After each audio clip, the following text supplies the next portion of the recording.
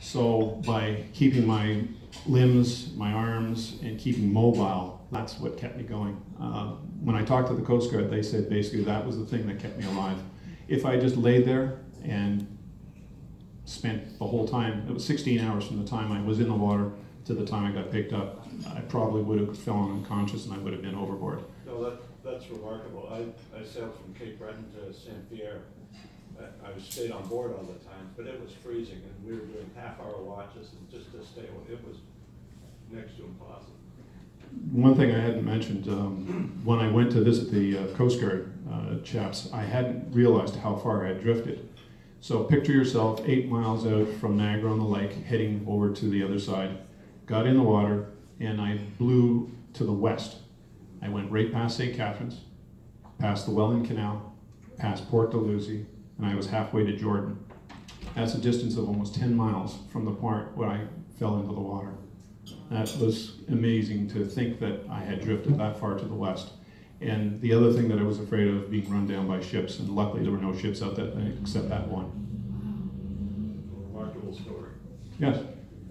One piece of equipment that you didn't mention, I have, and I would recommend for everyone, I have 2 laser beam lights, pocket lights, that take lithium batteries and display a horizontal beam. I have one in green and one in red. They're not legal, but as far as I'm concerned, they're better than any of the other equipment that is legal in terms of the distance that you can display these laser beams. That's a great suggestion. I'll look into that because, you know, obviously a laser could go much further. That's a great idea. I never thought of that one. Yes. Yeah. Could I hear a comment from the other 2 members of the trio? Anything, comments you'd like to make? You're sitting there wondering what the heck's going on for all this time.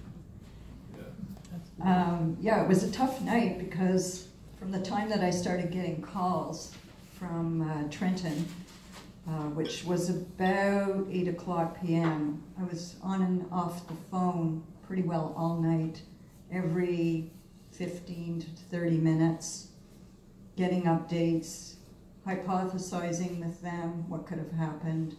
Okay, what do you see on the boat? Are any lines broken, cut? Okay, the dinghy painter snapped.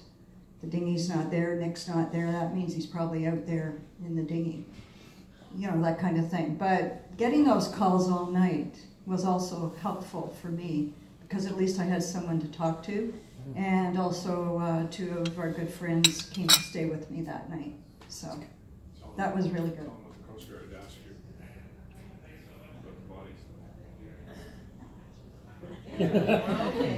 At one point, it was actually Niagara Regional Police.